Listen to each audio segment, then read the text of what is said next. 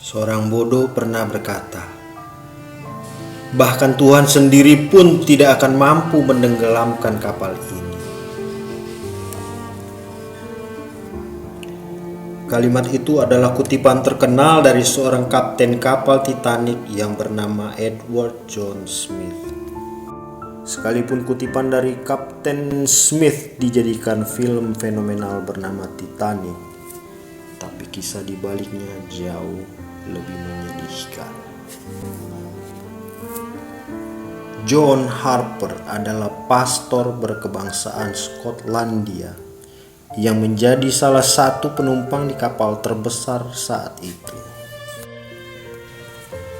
Dia diundang untuk berkhotbah di salah satu gereja di Chicago, Amerika. Jadi dia berpikir, kenapa tidak? Ini mungkin akan menjadi perjalanan yang menyenangkan bersama putrinya yang baru 6 tahun. Lalu John Harper membawa putrinya yang baru berumur 6 tahun itu untuk berangkat menaiki kapal termewah di dunia. Beberapa hari sebelum Titanic tenggelam, ada seorang saksi yang selamat mengingat bahwa kemanapun John Harper pergi, dia terlihat selalu membawa cahaya kasih Kristus.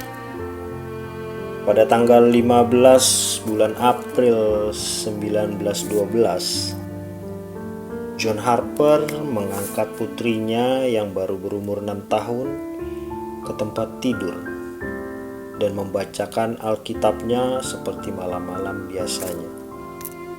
Pada jam 11.40 malam itu, kapal yang diklaim tak dapat ditenggelamkan oleh Tuhan menabrak bongkahan es besar, dan kemudian orang-orang mulai menyadari bencana yang menanti. Jadi John Harper mengangkat putrinya, kemudian membungkusnya dengan selimut dan pergi ke tempat sekoci penyelamat nomor 11 dan menyerahkan putrinya kepada seorang pria dan kemudian memohon untuk mengurus putrinya itu. Dia kemudian mencium putrinya, mengetahui bahwa ciuman itu adalah ciuman terakhirnya.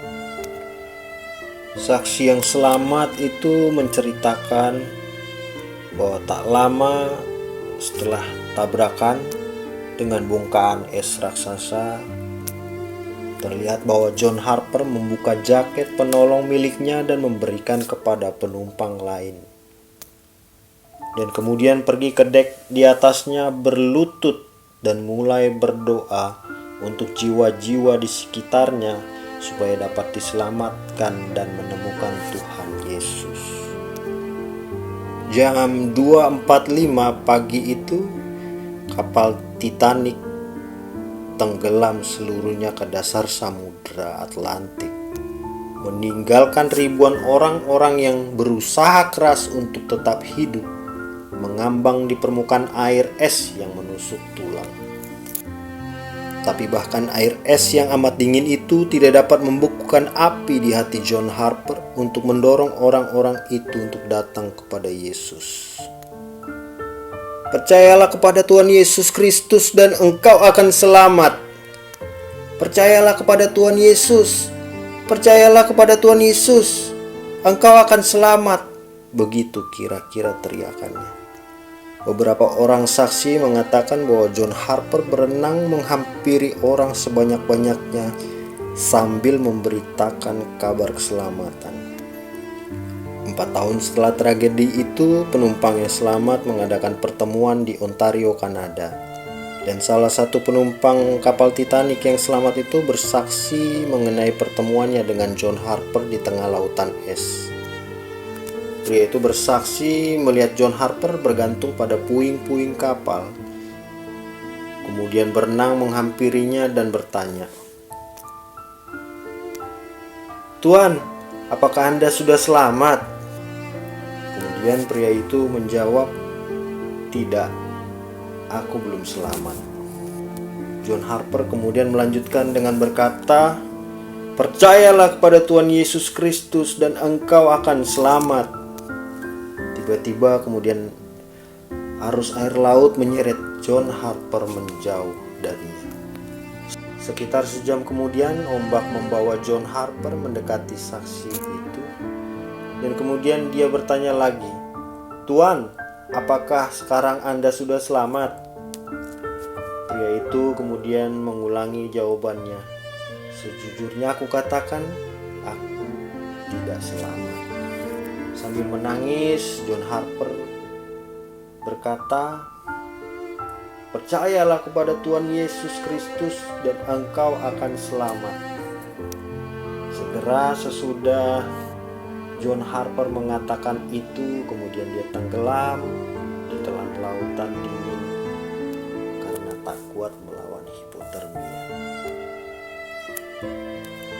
Di sana sendirian, pria itu akhirnya menjawab, "Aku percaya.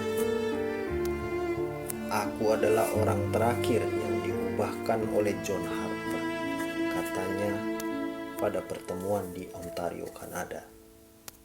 Saudara-saudara, perkenankan saya untuk bertanya satu pertanyaan yang sama. Apakah Anda sudah selamat? Karena terlepas dari saudara menyadarinya atau tidak, saudara sedang berada di kapal Titanic yang bernama bumi. Dan kapal ini sedang tenggelam dalam segala keinginannya. Dan ketika lautan penghakiman jatuh menimpa kita, pertanyaannya adalah, apakah Anda sudah selamat? Saya berdoa supaya banyak jiwa-jiwa yang bertanya, apa yang harus kulakukan supaya selamat? Jawaban saya sangat sederhana. Percayalah kepada Tuhan Yesus Kristus dan engkau akan selamat. Bila Anda rindu untuk diselamatkan, Anda bisa ikuti doa saya. Tuhan, aku mengakui bahwa aku ini orang berdosa. Tapi aku merindukan supaya aku bisa diselamatkan ya Tuhan. Oleh karena itu ampunilah segala dosa-dosaku. Aku percaya bahwa oleh karena rahmat-Mu di atas kayu salib, Kau telah membayar seluruh dosa-dosaku. Saat ini Tuhan, masuklah ke dalam hatiku dan jadilah Tuhan atas hidup dan matiku. Di dalam nama-Mu Yesus Kristus aku memohon.